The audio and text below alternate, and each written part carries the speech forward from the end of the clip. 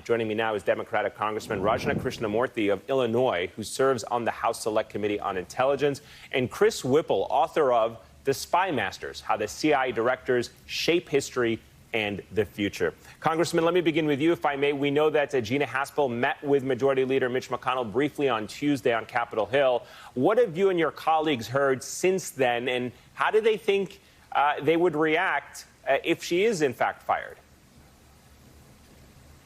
I think people would be very concerned. I mean, it would be on the heels of firing Mark Esper. Basically, it's unsettling to the national security apparatus, Eamon. Whenever you do something like this, you cause confusion and chaos, or more of it, at a time when we need people to be vigilant because our adversaries are looking for weaknesses, especially in transition periods.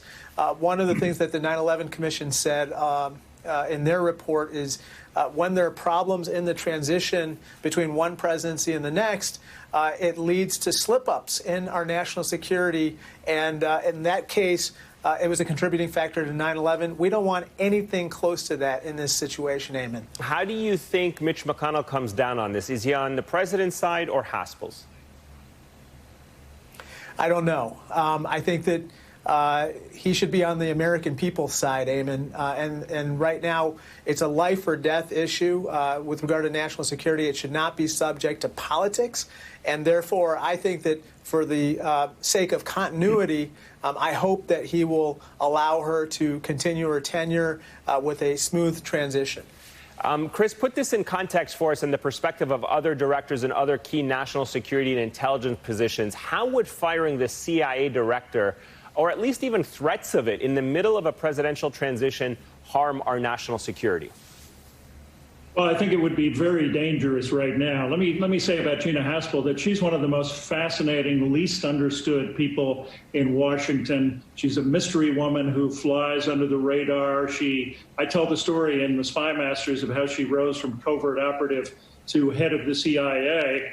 But the critical thing here is that she appears to be one of the few people who is standing between Donald Trump and this campaign of his to declassify documents about the Russians in this pursuit of a fairy tale that they were not involved in the 2016 elections.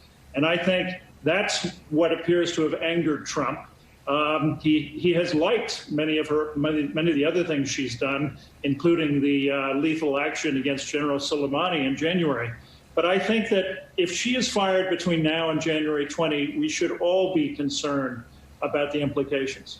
Let me ask you about another subject you have written about extensively, and that is to pivot a little bit to the role of Chief of Staff. Joe Biden announcing his Chief of Staff as being Ron Klain, his longtime advisor. In your book, The Gatekeepers, you argue how the White House Chief of Staffs define every presidency. So from what you've learned in your research over the years, is Biden making a good move with this pick, or how would you qualify it?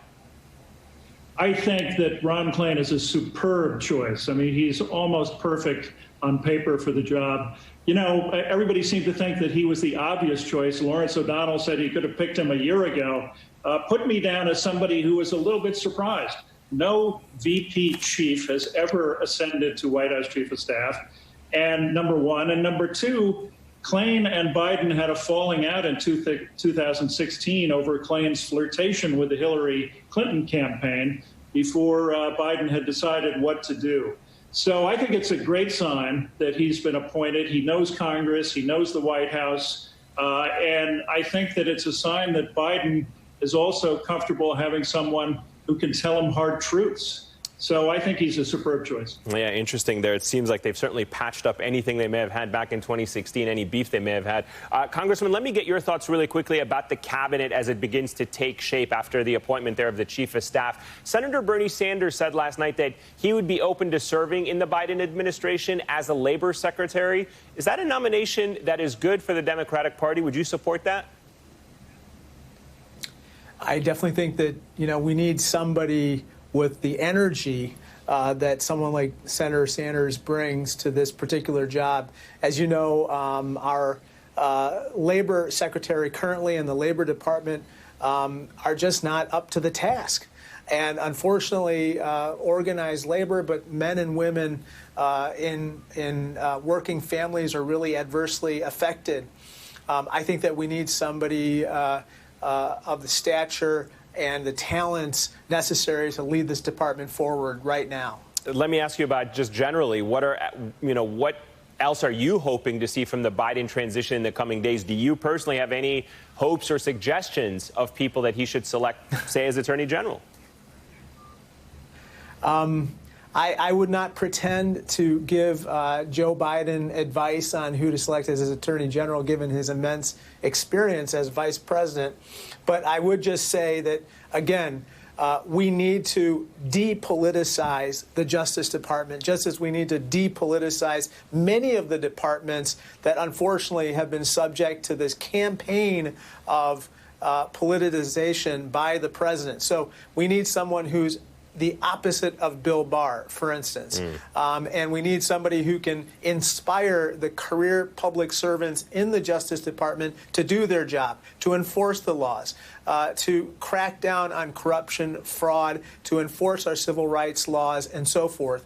That's the type of person we need.